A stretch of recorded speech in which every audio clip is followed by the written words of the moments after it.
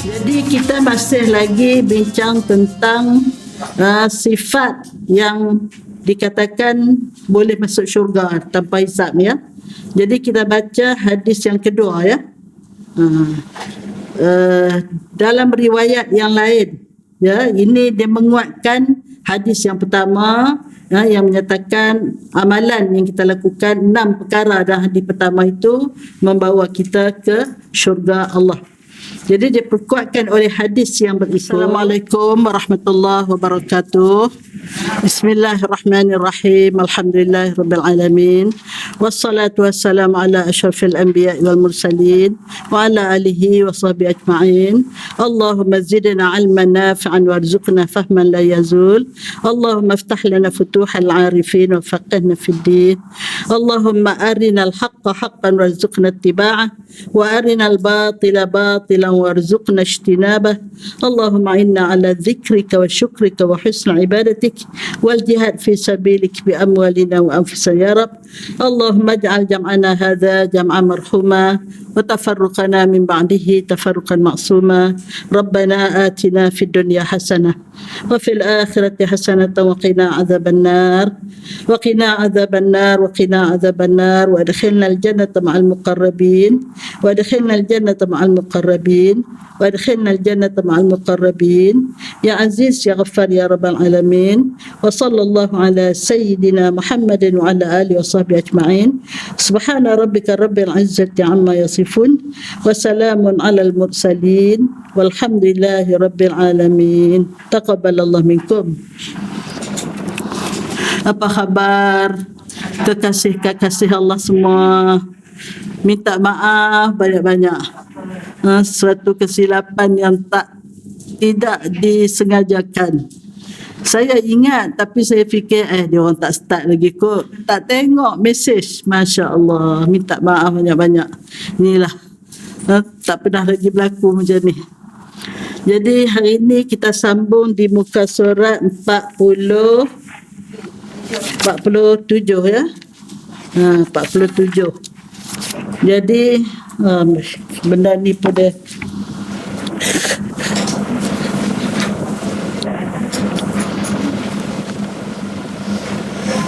bukan 47, 46 saya ingat. 48 dah.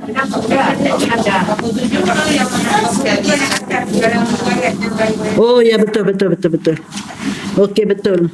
Jadi kita masih lagi bincang tentang sifat yang dikatakan boleh masuk syurga tanpa hisab ya. Jadi kita baca hadis yang kedua ya. Dalam riwayat yang lain ya, ini dia menguatkan hadis yang pertama yang menyatakan amalan yang kita lakukan 6 perkara dalam hadis pertama itu membawa kita ke syurga Allah. Jadi diperkuatkan oleh hadis yang berikut. Dalam riwayat yang lain Nabi sallallahu alaihi wasallam bersabda, "Sallu khamsakum." Tunailah 5 kamu. Apa makna? Tunailah salat 5 waktu. Wa zakku amwalakum, dan tunailah zakat harta kamu. Wa sumu syahrakum, dan berpuasalah bulan kamu, yakni bulan Ramadan. Wa hijju baita rabbikum, naiklah haji, tunailah haji ke baitul rumah Tuhan kamu, Baitullahil Haram. Wa zakku amwalakum wa tadkhulu jannata rabbikum, bila kamu lakukan perkara-perkara di atas, iaitu tunai sembahyang 5 waktu, bayar zakat harta, menunaikan puasa, naik haji, 4 perkara, tadkhulu jannata rabbikum, kamu akan masuk ke syurga Tuhan kamu bighairi hisab, tanpa hisab. Jadi bila tanpa hisab, sudah tentulah tanpa azab ya. Takkanlah yang masuk tanpa hisab nak kena azab dulu. Jadi sebab itu kami kumpulkan hadis ini termasuk dari hadis-hadis yang memberi panduan kepada kita masuk syurga tanpa hisab, tanpa azab. Jadi kalau kau perhati perkara-perkara yang disebut dalam hadis ni semua kita dah buat. Betul tak? Kita dah tunai sembahyang 5 waktu, alhamdulillah. Mudah-mudahan sembahyang kita itu dapat dilakukan dengan sebaik mungkin, semoga diterima oleh Allah. Jadi sebab itu setiap kali kita nak sembahyang, pastikan kita buat sebaik mungkin. Nak jadi sembahyang cantik ni kena start dengan wuduk cantik. Ya, kita ambillah wuduk dengan sempurna, dengan segala sunat-sunat dia, dan kemudian baca dia punya doa lepas wuduk. Dan kalau boleh ambil awal, set di dekat handphone tu 10 minit ke 15 minit ke ataupun 20 minit sebelum masuk waktu, sempatlah kita ambil wuduk dengan sempurna. Kemudian kita sempat sembahyang sunat wuduk sebelum kita menunaikan sembahyang fardu. Ya, itu. Kemudian kalau kita bersegera ambil wuduk sebelum waktu, sebelum diazankan masuk waktu, saya dah sebutkan dulu, muka ia akan menjadi bercahaya seperti matahari di padang mahsyar nanti. Ya, bercahaya, tak payah bawa lampu dah. Muka dia bercahaya. Di padang mahsyar tak ada lampu, tak ada apa dah ya. Cahaya-cahaya kita lah. Bekas-bekas wuduk kita lah yang akan mengeluarkan nur cahaya ya, insya-Allah. Kemudian zakat pun kita tunaikan. Tiap-tiap tahun kita tunai zakat 2,5%, dan kalau boleh biar lebih. Jangan ngam-ngam saja, jangan kedekut dengan Allah. Allah tak kedekut dengan kita, kita pun kena bermurah untuk infak fi sabilillah. Yang ketiga, puasa. Memang tiap-tiap tahun kita puasa. Cuma puasa kita tu biarlah puasa yang terbaik. Sebagaimana kita tahu puasa ada 3 martabat. Pertama, puasa orang awam. Dia hanya puasa, tak makan, tak minum, tak melakukan hubungan waktu siang, itu saja. Tapi mulut dia kadang-kadang buat ketupat. Dulu kita buat ketupat lah, ni kata apa? Membawang. Passion baru pula. Tak lama timbul imam apa tak tahulah. Jadi kita puasa seluruh anggota 7. Mulut, mata, telinga, perut, faraj, kaki, tangan, itu anggota 7. InsyaAllah. Di samping kita banyak mengucap La ilaha illallah Muhammadur Rasulullah, 7 kalimah membersihkan dosa anggota 7. Saya dah sebutkan dulu ya.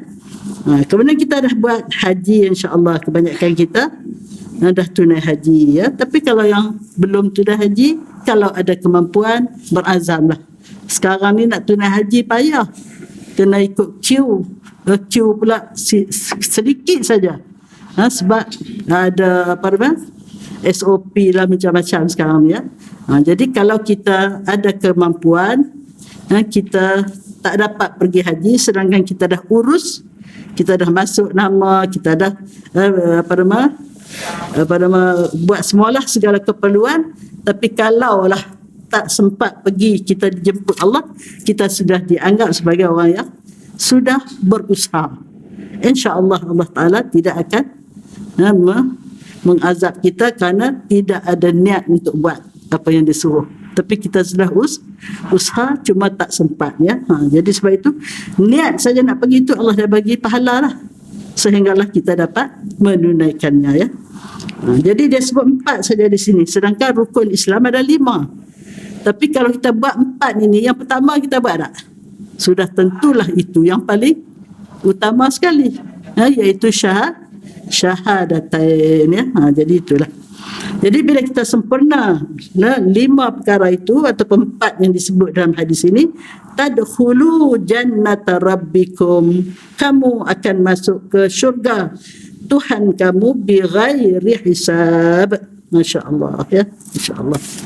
Seterusnya dari Abi Qatadah radhiyallahu anhu, an Rasulullah sallallahu alaihi wasallam qala Allah Ta'ala iftaratu ala ummati 5 salawat. Ini hadis kursi ya. Oh ya, sebelum daripada tu ada huraian sikit ni. Huraian hadis di atas. Dia katakan solat itu merupakan suatu ibadat yang paling penting selepas mengucap 2 kalimah syahadat.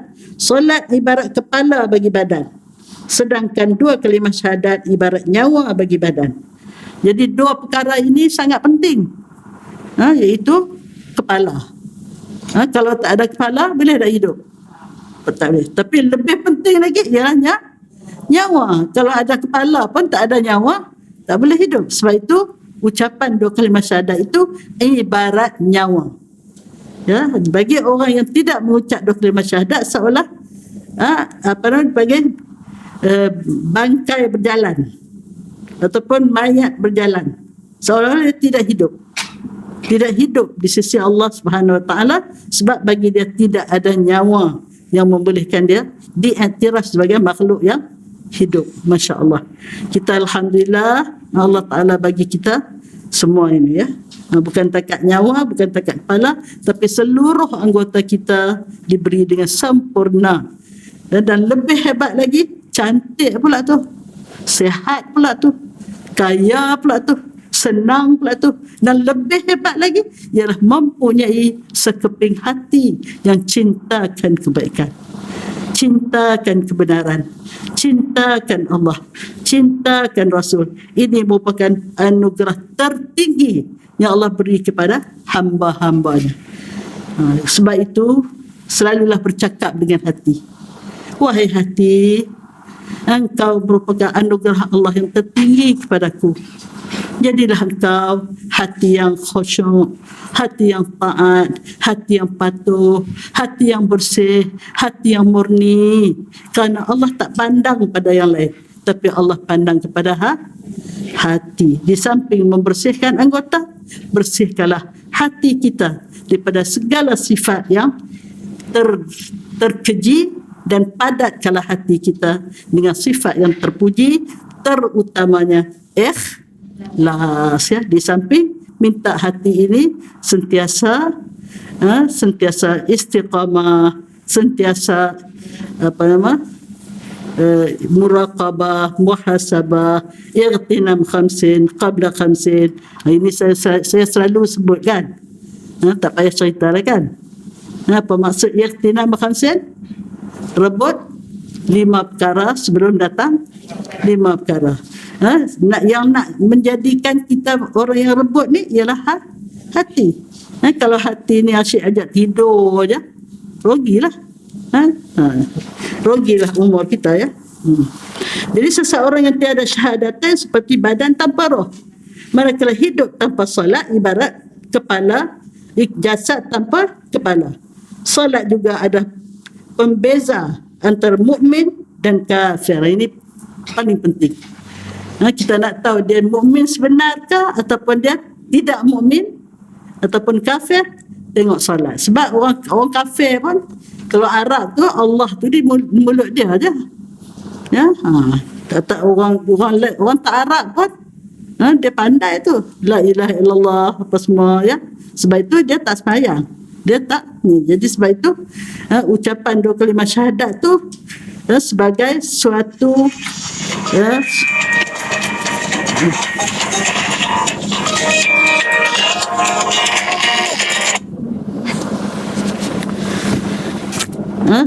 suatu bukti kita telah berikrar tiada Tuhan yang disembah melainkan Allah, tetapi ucapan itu belum lagi menjadi bukti yang terang dilakukan oleh anggota kita setelah hanya dituturkan oleh lidah kita sahaja. Maka anggota kita yang pertama melakukan pembuktian terhadap syahadah itu ialah sembahyang, ya. Itulah. Kita teruskan dengan hadis qudsi. Hadirat tahulah, ya, hadis qudsi ialah hadis yang dia nombor 2 selepas Al-Quran, ya. Iaitu dia punya makna dan kalimah daripada Allah, ya. Sebab itu bila dikatakan aku dalam hadis kursi, bukan Rasulullah tetapi Allah sendiri. Jadi diriwayatkan oleh Abi Qatadah radhiyallahu anhu, An Rasulullah sallallahu alaihi wasallam qala Allah Ta'ala, ya, Qatadah meriwayatkan dari Rasulullah SAW, iaitu Allah telah berfirman, iftaradtu ala ummati khamsa salawat. Ini pun nak mengukuhkan, ya, hadis-hadis yang di atas tentang keistimewaan sembahyang 5 waktu. Aku fardukan ke atas umat engkau, wahai Muhammad, 5 sembahyang. Wa ahidtu indi ahdan, dan aku berjanji, di sisiku suatu perjanjian, annahu man hafaza alaihinna, sesungguhnya siapa memelihara ke atasnya, maksudnya sembahyang tadi, liwaktihinna, menepati pada waktunya, maknanya dia sembahyang, dia jaga sembahyang sehingga dia dapat melakukan sembahyang tu pada waktu yang ditentukan. Lebih-lebih lagi lah kalau di awal waktu, lebih-lebih lagi lah kalau dia sudah berada, ya, di tempat sembahyang ketika azan dilaungkan. Itu lebih istimewa lagi lah, ya. Adkhaltuhul jannata, Allah kata, aku masukkannya ke dalam syurga. Allah guna fi'il madhi. Fi'il madhi ini menunjukkan past tense, seolah-olah telah ku masukkannya ke dalam syurga. Aku telah senaraikan namanya di depan pintu syurga, hanya menunggu saja masa untuk dijemput untuk menikmati syurga itu. Ini orang yang menjaga sembahyang dia betul-betul dan dilakukan dengan sebaik mungkin, ya.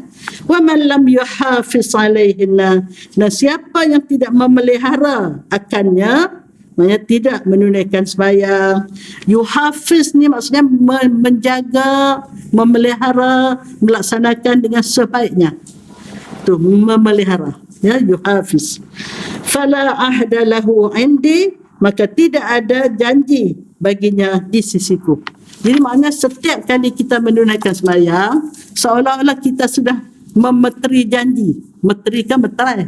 Meterai janji kah? Meterai tak tahulah. Kita telah melakukan suatu perjanjian antara kita dengan Allah Subhanahu wa ta'ala. Janji apa? Janji Allah akan masukkan ke dalam syurga. Masya Allah, ya. Itulah. Jadi orang yang tidak memelihara sembahyang, tak pelihara ni dia ada 2. Pertama, sama ada dia cincai, dia sekejap sembahyang, sekejap tak sembahyang, rajin sembahyang, malas tak sembahyang. Kadang-kadang kalau saya selalu, kalau orang pergi rumah, kalau masuk waktu sembahyang, lebih-lebih kalau sembahyang maghrib, dia sampai waktu sembahyang maghrib, saya ajak dia sembahyang, mari kita sembahyang berjamaah. Ada setengah budak-budak muda ni tak boleh, dia kata baju saya kotor. Takkan awak pakai baju najis, takkan awak pakai seluar najis. Akhirnya dia pergi ambil uduk juga. Saya paksa dia sembahyang. Mari kita salat jadi imam. Jadi sebab itu dia memelihara, dia kena pelihara sembahyang tu. Jangan buat alasan baju kotor ke, sibuk lah, saya ni berpeluh-peluh, bukan najis, saya kata. Mari kita sembahyang. Jadi orang yang memelihara sembahyang, dia rasa tak puas selagi dia tak sembahyang. Kalau sudah masuk waktu sembahyang, ini orang yang memelihara sembahyang. Satu lagi, dia sembahyang awal tapi dia tidak hadir hati. Sebab itu kita bila nak sembahyang, kita minta pada Allah kita dapat sembahyang dengan hati. Sebab yang hati inilah yang berbolak-balik ke mana-mana. Sedangkan anggota duduk atas jadah tu saja. Jadi sebab itu doa pada Allah, ya Allah, ya Tuhanku, bantulah aku untuk melakukan salat dengan sekhusyuknya, nak salat dengan hati. Maka peliharalah hati di sepanjang kita solat itu, supaya dia tidak lari, tak balik kampung. Kadang-kadang duk ingat ni nak balik kampung ni, raya ni. Jadi hati dah balik kampung, tinggal body je duduk atas jadah. Jadi kita jangan sembahyang dengan body tapi sembahyang dengan hati, ya, dengan hati. Masya Allah. Seterusnya, sangat banyak kelebihan yang dianugerahkan Allah Subhanahu wa taala kepada mereka yang menjaga salat. Sebaliknya Allah Subhanahu wa taala dan Rasul sallallahu alaihi wasallam memberi amaran yang sangat keras kepada mereka yang meringan-ringankan salat. Apatah lagi mereka yang tidak menunaikan salat. Antara keistimewaan dan kelebihan yang dijanjikan Allah SWT untuk orang yang mengerjakan salat dan menjaga salat ialah banyak ni. Saya sengaja mencari banyak-banyak ya, tentang keistimewaan orang yang tunai salat, dan lebih banyak lagi saya cari dalam kitab-kitab tua dan macam-macam tentang amaran Allah terhadap orang yang meninggalkan salat. Mudah-mudahan dengan kelebihan ini, dengan amaran ini, lebih lagi memberi kita untuk menjaga salat kita, melakukan dengan sebaik mungkin, dan boleh kita usrah dengan anak cucu, bagi mereka faham tentang kelebihan solat dan lebih faham lagi tentang amaran-amaran orang yang tidak mengerjakan solat. Mari kita lihat, ya. 10.57. Kita ni mula lambat ni. Adakah kita nak 1 jam juga ataupun macam mana hadirat sekalian? Boleh juga, ya. Alhamdulillah. Alhamdulillah. Inilah pencinta ilmu, dicintai Allah, insya Allah, diangkat bertabat oleh Allah. Jadi kita lihat kelebihan dulu, ya. Kelebihan orang yang mengerjakan solat. Nombor 1, orang yang solat ialah mereka yang mendirikan agama. Kita nak duduk, kita dirikan rumah, baru boleh kita duduk. Tetapi nak dirikan agama, bagaimana? Kita lakukan salat. Sebab itu salat itu dikatakan tiang agama. Tak mungkin satu bangunan bangun tanpa tiang. Tak mungkin bangun agama kita dalam diri kita tanpa salat. Yang kedua, Allah SWT mengangkat darjat orang yang menjaga salat berjamaah. Itu disebut jamaah. Sebab itu kalau boleh, gunakanlah kuasa kita. Sebagai seorang ibu, kalau saya sebagai seorang nenek, paksa semua ahli keluarga berjamaah. Saya boleh paksa hak besar-besar. Yang hak umur 5 tahun tu, 6 tahun tu, dia banyak alasan. Pandai cakap pula tu. Jadi kita nak paksa dia dengan cara keras, lagi dia tak mau. Lagi saya buat macam mana? Adik nak tak Allah sayang adik? Tentulah. Kalau nak Allah sayang, mari kita solat. Dia pun solat telekung pun tak pakai, wuduk pun tak ambil, tapi tak apalah, yang penting dia buat. Itu dia buat. Jangan kasar. Kalau kasar, marah lagi dia tak mau. Tanya dia, adik nak tak Allah sayang adik? Nak, mari kita solat. Dia solat lah. Jadi solat berjamaah kalau boleh dalam rumah. Kalau ada 2 orang, jangan sembahyang seorang. Paling-paling kalau ada bibik, sembahyang dengan bibik. Biar bibik tu pun kadang-kadang dia seorang tu tak tahu sembahyang macam mana. Kalau dia sembahyang dengan kita, insya Allah. Saya rumah berkembar. Sebelah rumah anak, sebelah rumah saya. Kalau rumah saya tak ada orang, saya tinggal seorang kadang-kadang, saya lari pergi rumah sebelah. Pergi cari berjamaah. Kadang jumpa, kadang tak jumpa. Itulah. Jadi menjaga solat berjamaah dan solat jamaah serta mengampuni segala dosa dan kejahatannya. Itu kelebihan. Allah angkat darjat orang yang menjaga solat berjamaah. Dan solat jamaah itu sendiri menyebabkan diampunkan dosa siapa yang selalu solat berjamaah, dan kejahatannya. Jadi maknanya dosa-dosa itu terampun dengan melakukan solat berjamaah. Yang ketiga, solat ialah ibadat ahli bumi dan ibadat penghuni 7 petala langit. Jadi maknanya ahli bumi pun disuruh solat, dan malaikat yang duduk di langit pun adalah melakukan salat dengan cara masing-masing. Jadi sebab itu salat ni Allah sendiri pun innallaha wa malaikatahu yusallu innallaha wa malaikatahu yusalluna 'alan nabi. Salat, bersalat ke atas nabi. Orang terjemah selawat. Sebenarnya antara selawat dengan salat tu berasal daripada satu akar kata.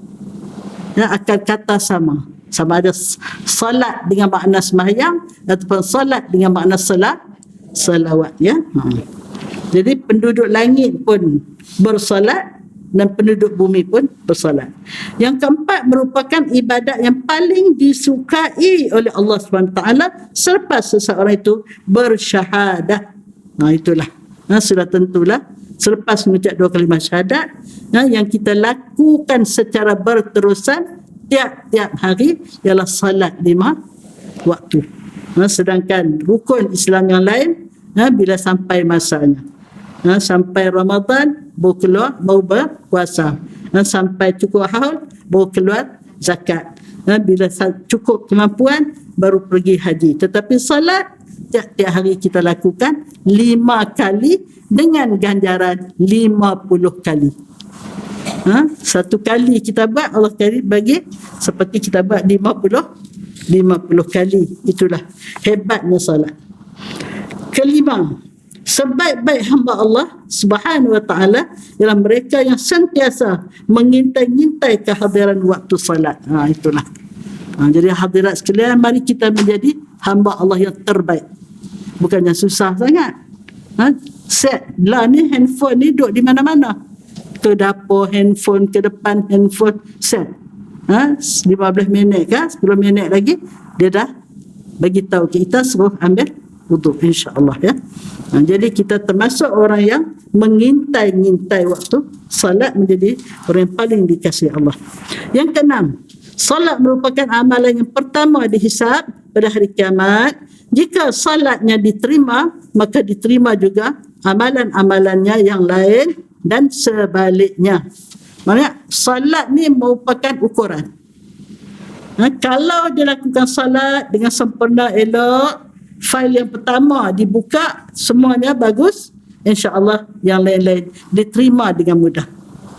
Kalau ada kesilapan sikit sebanyak, kekurangan sikit sebanyak tentang ibadat-ibadat yang lain, maka akan dipermudahkan urusannya oleh Allah apabila salatnya sempurna. Jadi sebab itu jagalah solat sebaik mungkin.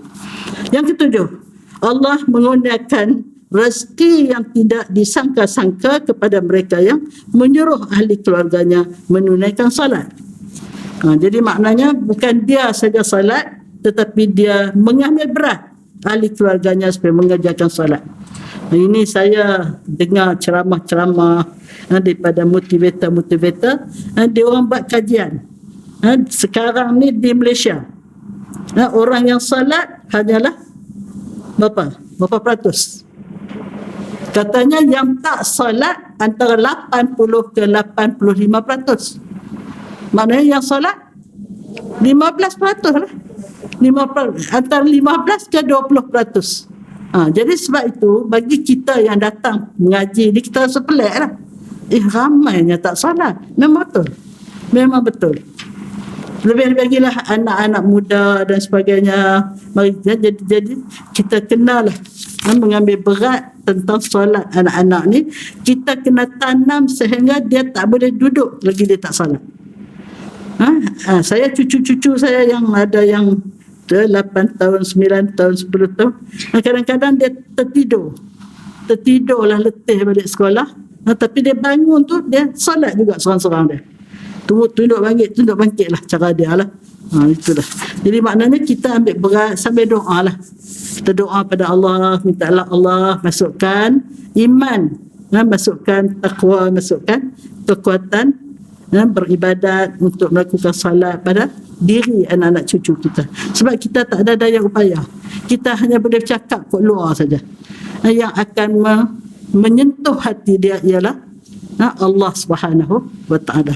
Jadi selalulah kita bermunajat pada Allah, berbisik-bisik dengan Allah, bercakap Melayu pun tak apa. Bismillah, Alhamdulillah, selawat. Ya Allah, ya Tuhanku, aku tak ada daya upaya, ya Allah, bantulah aku, ya Allah, untuk melembutkan hati anak cucuku supaya mereka menjadi orang yang suka menunaikan solat, menjadi anak cucu yang berakhlak mulia, anak cucu yang taat pada Allah, taat pada ibu bapa, hormat pada orang tua, kasih sayang sama sendiri. Doalah panjang-panjang dan tutup dengan wa sallallahu ala sayyidina Muhammad wa ala alihi wa sahbihi wa barak wa sallam.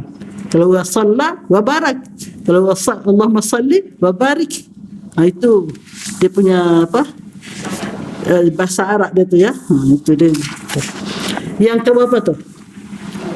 Yang ke 7, yang ke 8. Ini bumi tempat dia sujud akan menjadi saksi untuknya pada hari kiamat nanti, dan bumi itu akan menangis pada hari kematiannya.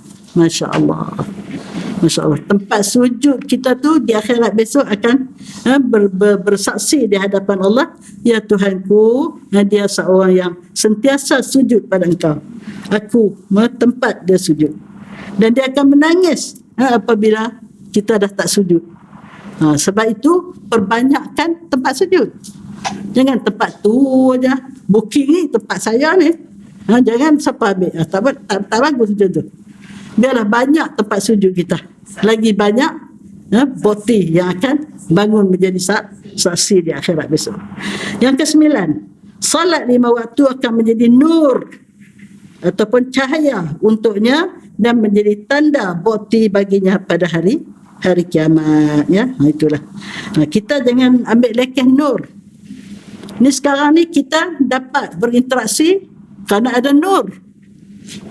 Nur daripada lampu kita dapat melihat benda-benda, dapat melihat kursi, dapat lihat laduan dengan mudah, dapat melihat hadirat, lihat saya lihat hadirat dengan nur lampu. Tapi kita nak melihat yang tersirat dengan nur Allah. Hidayat Allah itu merupakan nur. Jadi sembahyang ini merupakan nur.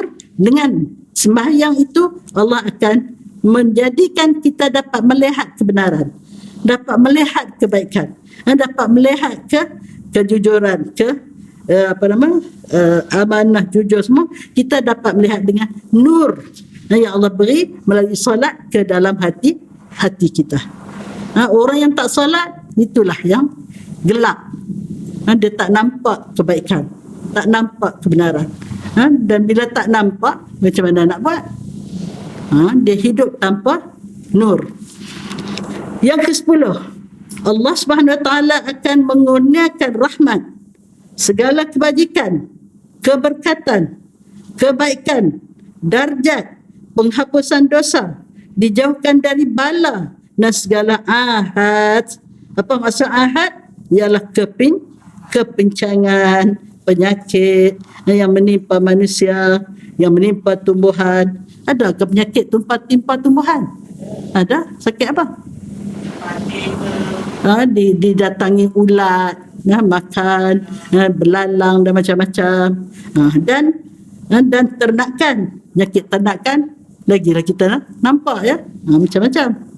Solat juga menjadi punca takwa dan segala kamalat. Apa dia kamalat? Ialah kesempurnaan untuk mereka yang mengekalkan solat berjamaah. Dia tekan sangat solat berjamaah. Sebab itu berdoa pada Allah, minta, ya Allah, kalau boleh jangan ada satu solat pun aku lakukan tanpa jamaah. Kalau kita berdoa, insya-Allah Allah bagi. Minta pada Allah, ya. Ada saja. Kadang-kadang ada orang datang rumah ajak salat. Kalau kita kalau macam saya tu duduk 2 buah rumah dekat-dekat, tak ada rumah ni lari rumah sana, dan boleh go through. Tak payah buka-buka pintu dah, ya. Itu mana, itu semua qada qadar Allah. Daripada azali lagi Allah tulis memberi kemudahan kita, kemudahan untuk kita lakukan sesuatu yang terbaik, tanpa aturan, susunan qada qadar Allah lakukan itu, kita tak dapat lakukan. Sebenarnya Allah sudah susun sebelum kita tahu apa-apa lagi. Ya, masya-Allah. Saya dulu saya terkenang. Ya, Allah ni masya-Allah. Allah susun hidup kita ni tanpa kita tahu. Saya masa pergi Mesir dulu, kami pergi 4 orang. 4 orang, ketiga-tiganya duduk jauh daripada stesen metro. Kenapa? Saya ni ditakdirkan Allah duduk dekat dengan stesen metro. Rupanya kerana saya nak belajar di Azhar. Dia orang tiga-tiga ni tak belajar. Dia orang masuk kelas dewasa. Saya masuk Universiti Azhar. Masa tu kuliah banat, mana bahagian wanita duduk di Ma'adi, 50 km daripada Kahirah. Saya duduk di Kahirah. Tiap-tiap hari nak berulang pergi 50 km, duduk tepi stesen metro. Metro tu macam kita LRT. LRT lah. Jadi turun rumah pergi stesen metro, naik metro sampai Ma'adi. Keluar daripada kuliah, masuk metro, naik balik. Jadi Allah bagi. Bukan kita tak tahu, tapi Allah sudah atur begitu. Saya pun baru teringat lah ni, dah balik dah 40 tahun dah. 40 tahun, 71. Tahun 70 saya balik daripada Mesir. Berapa tahun dah? 70. 70. Dan 52 tahun dah. Masya Allah, tua dah nak. Rasa macam muda ni. Masya Allah. Jadi saya ingat-ingat, Allah atur aku. Kawan-kawan yang 3 orang tu duduk jauh. Tiba-tiba Allah yarham ustaz saya tu, dia sebelum tu dia tumpang rumah kawan dekat tu. Akhirnya dia cari rumah pun, bila saya nak datang dekat tu juga. Saya jalan kaki je lah. Pergi stesen metro, turun metro, jalan kaki, pergi kuliah dan masuk. Jadi makna kemudahan itu Allah dah atur untuk kita. Jadi kita tak tahu. Jadi itulah. Masya Allah, Allah maha baik, Allah maha bijaksana, ya, Masya Allah. Yang ke-11, jadi dibilang begitu banyak keistimewaan untuk orang yang sembahyang berjamaah. Sebab itu minta sungguh-sungguh pada Allah, saya nak sembahyang jamaah setiap waktu. Satu lagi tolong minta saya nak kekal dalam wuduk. Sekarang ni dah amal lagi kekal dalam wuduk. Siapa dah beramal kekal dalam wuduk, angkat tangan. Berapa orang? Tak ramai ni. Sedangkan kekal dalam wuduk tu adalah sesuatu yang sangat-sangat disayangi Allah, sangat-sangat disukai malaikat. Minta doa pada Allah, saya nak kekal dalam wuduk. Caranya macam mana? Selepas berdoa, setiap kali kita batal wuduk, ambil terus. Jangan kata nak semayang baru ambil wuduk. Terus ambil wuduk. Lepas tu kita masuk waktu pun kita sudah dalam wuduk. Tapi kadang-kadang Cik Tan bila dah nak semayang, dia berasa nak batal. Batal bila boleh dapat wuduk baru, boleh semayang dengan tenang. Kadang-kadang tengah semayang pun dia ganggu lagi setan ni. Baca doa yang tahan wuduk. Ingat tak doa tahan wuduk? Bismillahirrahmanirrahim. Wa'izuhu bil wahidis samad min syarri kulli dhi hasad.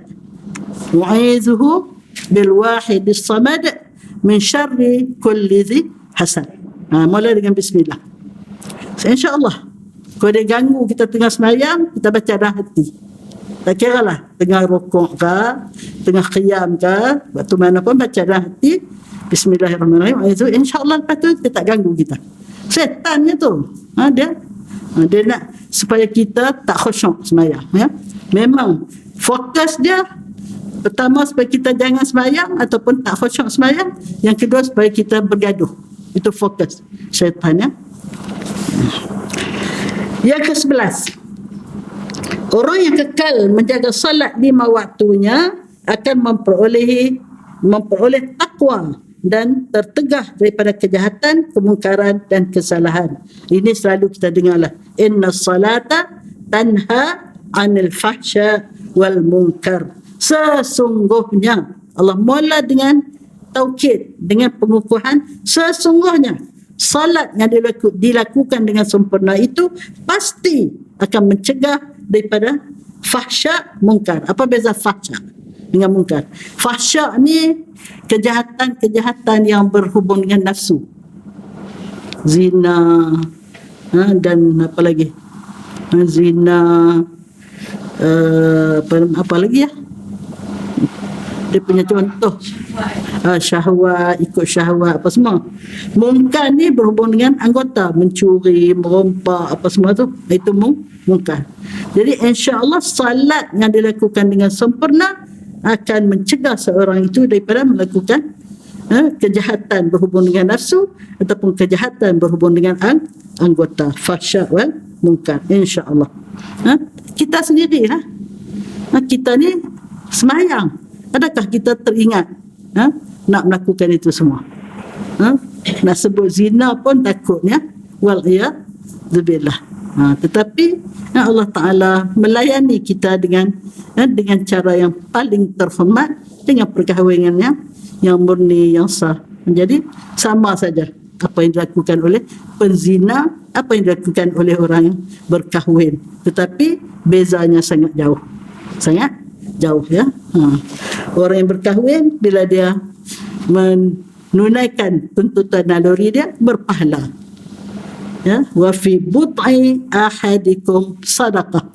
Rasulullah sebut dalam buduk ni melampiaskan dia punya nafsu, dia adalah mendapat pahala sedekah.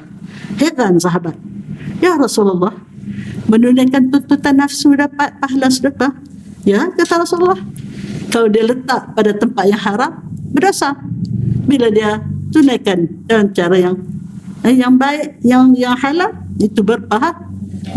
Itulah indahnya, cantiknya Islam ni, hebatnya Allah punya qada qadar, ya, masya-Allah.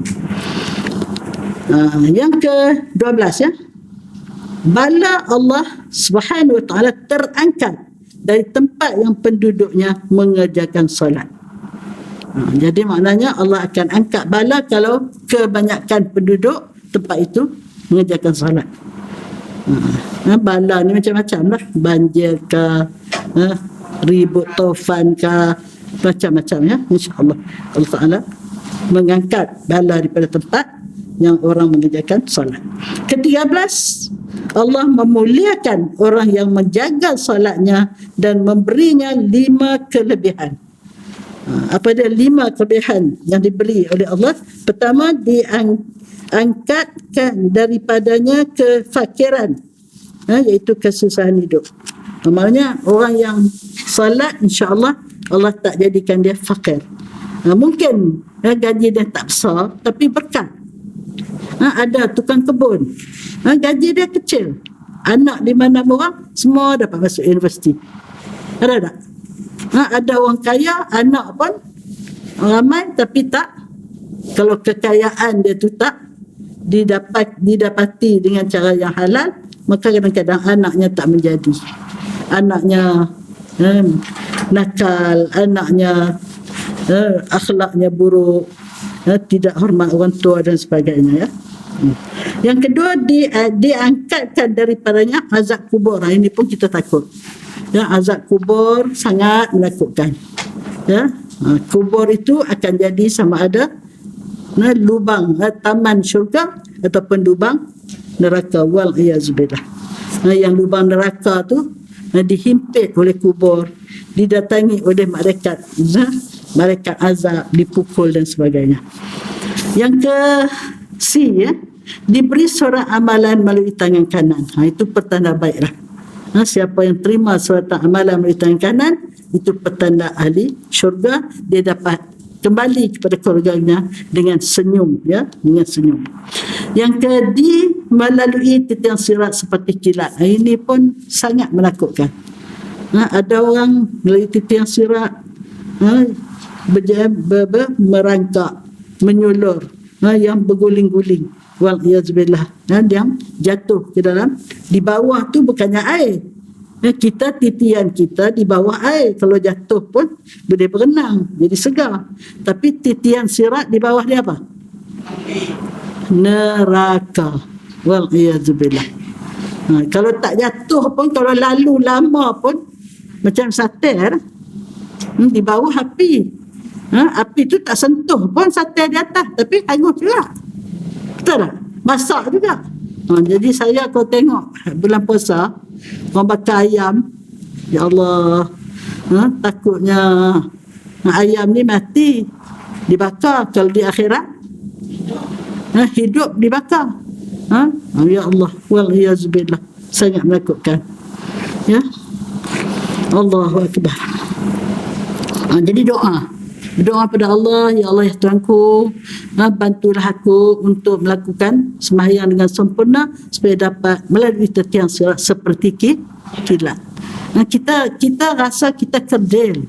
Siapalah kita nak dapat keistimewaan lalu titian sirat seperti kilat, masuk syurga tanpa hisab. Kita rasa kerdil, tapi Rasulullah ajar kita suruh kita berdoa dan memberi panduan pada kita melakukan apakah ibadat yang boleh melayakkan kita dapat keistimewaan yang kita rasa macam tak layak saja nak minta. Siapalah aku ni, tapi Rasulullah minta, ya, dapat lalu seperti kilat, masya-Allah. Yang masuk syurga tanpa hisab. Inilah yang menjadi kemuncak yang kita baca dalam buku ini, masuk syurga tanpa hisab. Jagalah solat berjamaah. Ke-14, Nabi SAW bersabda bahawa umat ini yang mengerjakan solat ialah umat yang dirahmati kerana keikhlasan doa dan solat mereka serta orang-orang dhaif dalam kalangan mereka. Apa tu? Nabi bersabda bahawa umat ini yang mengerjakan solat ialah umat yang dirahmati kerana keikhlasan. Yang kedua kerana doa dan solat mereka serta orang-orang dhaif dalam kalangan mereka. Apa maksud? Solat mereka serta orang yang dhaif kalangan mereka. Saya pun tak faham apa maksud disambung. Itulah kenapa disambung orang dhaif tu.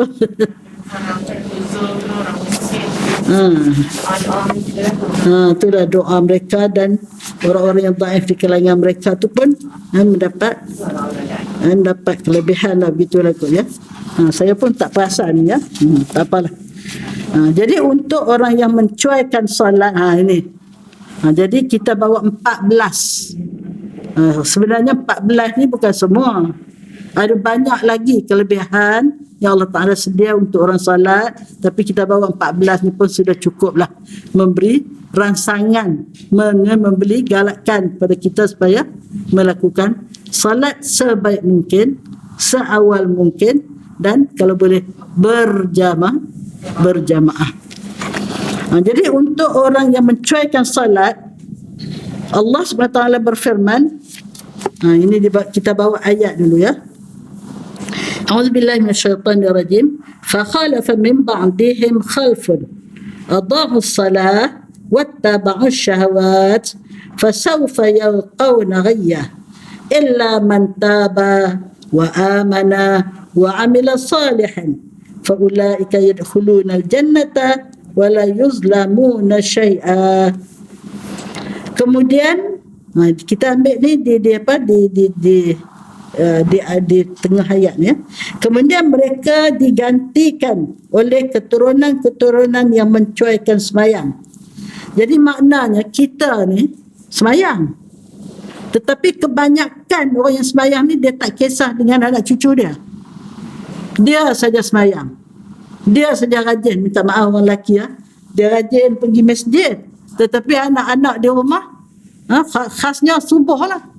Bapa pergi masjid, lepas tu ikut segala kuliah masjid, mak masjid, yang anak di rumah tidur, tak jaga-jaga. Budak-budak pagi memang susah bangun. Jadi kalau kita tak ambil berat, maka anak-anak tak salat. Itu disebut oleh Allah SWT. Kemudian mereka diganti oleh keturunan yang mencuaikan sembahyang. Jadi awas, kita mesti doa biarlah keturunan kita keturunan yang sangat-sangat memberati semayang. Serta menurut hawa nafsu, dahlah tak semayang, ikut hawa nafsu. Sekarang ni anak-anak kita hawa nafsu dia sibuk dengan gadget, sibuk dengan main tu handphone tu, dia main macam-macam lah. Yang kecil cara dia, yang besar cara dia. Kadang-kadang tengah malam tak tidur sibuk dengan kalau dulu ni saya ini apa nama Syekh Zainal Asri dia cerita. Ini cerita, adakah dia cerita di sini tentang bagaimana apa nama gara-gara handphone punya, ada cerita sini? Ada cerita apa? Tak tahu cerita apa, tak ada. Dia kata handphone ni yang digunakan oleh anak-anak muda yang tak mempunyai didikan yang betul boleh menjadi perosak yang sangat berbahaya. Ini cerita benar, dia kata. Melalui handphone dia berkenalan dengan satu orang. Yang perempuan ni pakai furdah, yang lelaki ni pun Masya Allah berserban lah kot, sangat-sangat bagus. Tapi duduk chat melalui handphone. Lepas tu dah lama dah jatuh hati lah antara satu dengan lain. Kemudian satu hari si lelaki tu dia dah kerja dah kot, dia beli rumah. Jadi dia nak tunjuklah pada girlfriend dia ni. Dia kata, marilah tengok rumah dia baru beli, bawa mak ayah sekali. Orang baik kan, lelaki pun baik, perempuan pun baik. Bawa mak ayah sekali. Okeylah, janji. Mak ayah pun janji lah. Jadi sampai hari yang nak pergi tu, tiba-tiba mak ayah dia ada hal, tak dapat pergi. Ada Ustaz Syekh Zainal cerita sini? Tak ada lah? Ada? Kalau ada saya tak payahlah. Ada yang tak hadir. Jadi nak meringkaskan cerita, bila mak ayah dia tak pergi, dia kawan tu kata cari kawan lah, datang berdua ke bertiga ke. Jadi dia seorang lah. Jadi girlfriend ni berkawan. Pergilah dengan kawan, sampai tengah jalan, agak-agaknya 2 orang ikut dia orang pergi. Kawan dia ni ada emergency, kena panggil balik. Dia pun minta maaf lah, tak dapat teruskan perjalanan. Yang si perempuan ni, si girlfriend ni, dia tak patah balik, tinggal dia seorang. Dia pergi terus. Si lelaki pun seorang, pergi pula rumah sunyi. Ada lagi yang nombor 3. Adalah yang ketiganya syaitan. Akhirnya berzina. Dua-dua orang tu di rumah itu. Balik berdua, agaknya naik apa tak tahulah, accident. Sebelum balik tu menangis dua-dua orang tu. Menangislah, telanjur, menangis telanjur. Lepas tu balik, sampai tengah jalan accident, lelaki meninggal, si perempuan tu patah. Jadi yang meninggal tu meninggal dalam hadas besar. Yang patah ni pun ditakdirkan mengandung. Jadi itulah yang dikatakan keburukan bila mengikut hawa nafsu. Kalau dulu pergi dia berjumpa di tempat-tempat sunyi, sekarang ni duduk rumah masing-masing pun digoda juga oleh syaitan, terkalah oleh nafsu. Jadi Allah menceritakan akhir zaman orang yang semayang tu sendiri pun akan meninggalkan anak cucu yang tak semayang, mencuaikan semayang menurut hawa nafsu dengan melakukan maksiat. Maka mereka akan menghadapi azab dalam neraka. Anak cucu yang cuai semayang ini, yang mengikut hawa nafsu ini, akan menerima azab dan neraka. Ini yang saya kata kena baca dekat anak cucu. Bab semayang ni kena baca, buat usrah dengan anak cucu. Ya. Kecuali orang-orang yang bertaubat. Nah, jadi kalau mereka bertaubat, insya-Allah ya, beriman serta beramal soleh. Taubat tu dia diikuti dengan iman dan amal soleh. Tak kata saya tobat. Terus juga tak semayang, terus juga tak memperbaiki amalannya. Maka mereka itu akan masuk syurga. Jadi kalau dia bertaubat, dia perkukuhkan iman dan dia melakukan amal soleh, Allah Ta'ala Maha Pengampun, Maha Penyayang. Sebab itu Allah ijtihadkan, dia Maha Pengampun. Bismillahirrahmanirrahim, Maha Pemurah, Maha Penyayang. Dan mereka pula tidak dikurangkan pahala sedikit pun. Jadi maknanya Allah Ta'ala akan membersihkan dosa orang-orang yang bertaubat tadi, tidak dikurangkan pahala dan dihapuskan dosa, insya-Allah. Jadi daripada ayat ini kita mengambil pengajaran bahawa kita kena ambil berat sungguh-sungguh tentang anak cucu. Sebab itu para Nabi Rasul dulu pun mempunyai doa-doa sendiri kan, untuk anak cucu. Apa dia antara doanya? Rabbi ij'alni muqimas salah wa min dzurriyyati rabbana wa taqabbal du'a. Masya-Allah, alim semua orang ni. Lagi Rabbana hablana min azwajina wa dzurriyyatina qurrata a'yun waj'alna lil muttaqina imama. Itu bukan takat minta jadi baik, minta jadi saleh, bahkan minta anak cucu kita ni menjadi imam kepada orang lain. Kalau di pejabat dia jadi CEO. Kalau di sekolah dia jadi pengawas. Kalau di rumah dia jadi penggerak untuk memastikan keluarga menjadi orang yang beriman dan bertakwa. Kita kena jadi saleh wa muslih. Allahumma ij'alni minas salihin wal muslihin. Saleh dia seorang dia baik. Kalau muslih dia pun baik, dia memperbaiki orang lain, memperbaiki keluarga dia, memperbaiki kawan-kawan dia, memperbaiki sahabat anda dia. Jadi ada satu, saya tak ingat ini kata-kata hikmat ke ataupun hadis, saya tak ingat. Dikatakan seorang yang muslih itu lebih baik daripada beribu-ribu orang saleh. Muslihun wahidun khairun min alaf as-salihin. Seorang muslih lebih baik daripada beribu-ribu orang saleh. Sebab orang saleh dia kira diri dia aja. Kalau muslih dia perbaiki diri dia dan dia perbaiki orang lain. Jadi berdoa kita menjadi orang yang muslihah. Kita muslihah lah perempuan ya. Masya-Allah. Ini surah Maryam ayat 59 hingga 60.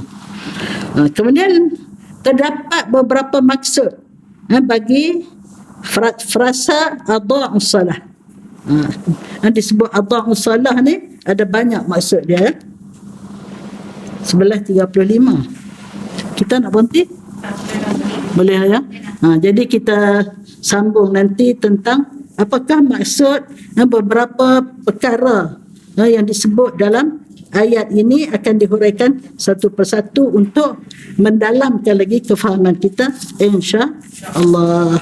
Jadi hasil daripada tazkirah kita pada hari ini, marilah kita berusaha bersungguh-sungguh, berdoa bersungguh-sungguh pada Allah supaya kita dapat menunaikan ibadat yang teristimewa ini, yang terpenting ini, supaya dengan sempurnanya ibadat solat kita ini akan diterima semua ibadat-ibadat kita yang lain, insya-Allah. Takut sangat kita buat ibadat tapi Allah tak terima, takut sangat, rugi sangat kita, dan takut sangat pada neraka Allah.